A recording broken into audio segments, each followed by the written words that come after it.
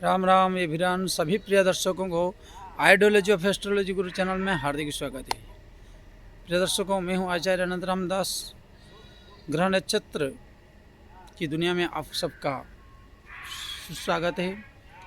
तो आइए आज एक नई राशि के ऊपर चर्चा करते हैं, जो मकर लग्न, मकर राशि स्वयं लग्न और स्वयं राशि है, मतलब पहला भाव में ही जिसका चंद्रमा का विराजमान होना। तो प्रिय दर्शकों, आगे बढ़ने से पहले छोटी सी निवेदन, आप लाइक सब्सक्राइब शेयर अवश्य करें और हमसे जुड़ने के लिए आप नोटिफिकेशन पाने के लिए आप जल्दी से जल्दी इस चैनल को सब्सक्राइब कर दीजिए। तो प्रिय दर्शकों, ग्रह नक्षत्र जो ऋषि मुनियों ने कहे हैं, जो ग्रंथकारों ने लिखे, जो घटित होता है, मनुष्य के अहंकार को ग्रह नक्षत्र चूर्ण चूर्ण कर देते हैं। और जब दुख से निवृत्त होकर सुख की ओर भी जाता है, तभी भी ग्रह नक्षत्र ही धन सम्मान यश कीर्ति प्रदान करते हैं। परंतु हमारी विकसित बुद्धि ना होने के कारण हम सोचते हैं कि हमने किया, अच्छा ही हमने किया, और जब बुरा हो तो परमात्मा ने दिया, इस तरह सोचते हैं। तो अगर इसी को देखें तो प्रिय दर्शकों, आज हम कर्क, मतलब सप्तम भाव में कर्क राशि बन रहा है, और मकर लग्न के ऊपर चर्चा करेंगे। मकर राशि अर्थात एक वर्गोत्तम, मतलब चंद्र कुंडली और लग्न कुंडली दोनों एक है। बाकी नवमांश और बाकी सूर्य कुंडली आदि सब उनका अलग अलग विवेचन है, उनको आगे की वीडियो में हम करेंगे। परंतु यहाँ जो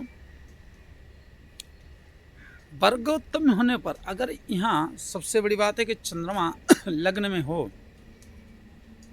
चंद्रमा क्या है, एक बहुत बलवान भी है और बहुत कमजोर भी है।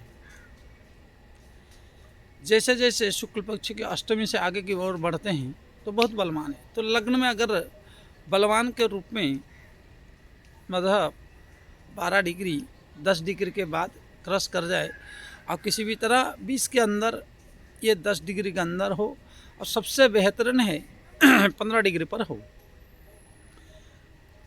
तो पूर्णिमा के माना जाता है, पूर्ण चंद्रमा। और जिन के प्रकार में गुरु का संबंध अगर बन जाए तो ऐसा व्यक्ति यहाँ लग्न में रहने वाला दिव्य औषधि और दिव्य भव्य स्त्रियाँ, जिसका जीवन में अनेक संबंध वो ना चाहते हुए भी उसको प्राप्त होता है। क्योंकि पहली बात है कि अगर इस समय देखें या पहले देखें, जिसका एकादशी, शुक्ल पक्ष की एकादशी से लेकर पूर्णिमा के 5 दिन के अंदर जन्म हुआ, और किसी भी तरह लग्न में मंगल का हो या बृहस्पति का युति संबंध बन जाए, या आप ये कहें कि गुरु का दृष्टि संबंध बन जाए, या शुक्र का दृष्टि संबंध बन, परंतु बृहस्पति का दृष्टि बहुत बढ़िया है, तो ये व्यक्ति की जीवन सबसे बेहतरीन। और ऐसे भी गुरु अगर पंचम दृष्टि डालें तो लग्न में रहेंगे, नवम भाव में रहेंगे और लग्न को डालेंगे तो पंचम दृष्टि से, और सप्तम भाव में रहेंगे तो सप्तम दृष्टि डालेंगे, तो पंचम में से रहकर भी नवम दृष्टि डाल सकते हैं। तो ये व्यक्ति जो बहु सुख, बहु स्त्री, बहुधन, बहु यश, सम्मान, कीर्ति, आरोग्य, क्योंकि अमृत का कारक भी है। सबसे बड़ी बात है कि ऐसा व्यक्ति समय के अनुसार अपने कार्य सिद्ध कर लेगा, और अपने कार्य सिद्ध करके 9, 2, 11 होने में यह व्यक्ति माहिर होता है।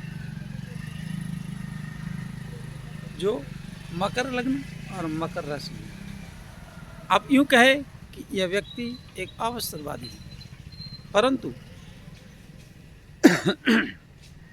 उसकी जब शनि के राशि में चंद्रमा विराजमान है, क्योंकि दशम राशि पर है, तो दसों दिशा इसके लिए एक बहुत सुअवसर लाता है। कब तक?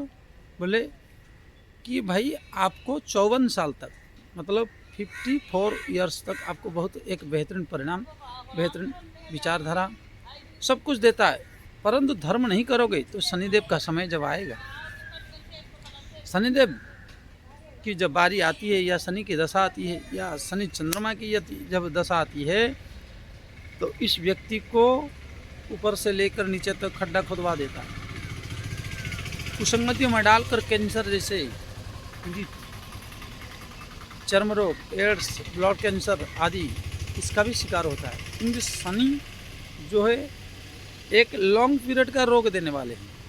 शनि का जो धीरे धीरे चर्म को खाने वाले हैं, ये ऐसा दुर्योगों को प्रदान करते हैं। इसलिए जो भी मेरे प्रिय दर्शकों की और भाई बंधुओं की जो है यह राशि, यह लग्न, तो न्याय का दामन न छोड़े। कुछ कचड़े भी फैलाते रहे तो कुछ साबुन भी लगाते रहो, अर्थात हरिनाम की, परमात्मा के नाम की साबुन लगाए या किसी की सुझाव सुलाह लेकर लगाए, परमार्थिक कार्य करे तो शनिदेव प्रसन्न रहते हैं। बाकी इनके ऊपर बहुत कुछ है और एक ग्रह पर हम संपूर्ण विचारों को नहीं रख सकते। इसलिए परिपूर्ण विचार के लिए और आगे इससे अधिक जानने के लिए आप हमारे साथ टाइटल के नीचे दिए हुए नंबरों पर संपर्क करके आप जुड़ सकते हैं और अपनी कुंडली का अध्ययन विवेचन करा सकते हैं। उपकार के लिए जो हमारे से हो सके वो किया जा सकता है। इसलिए प्रिय दर्शकों, आज इतना ही। जय श्री राम। लाइक और सब्सक्राइब जाते जाते करते जाइए। जय श्री राम।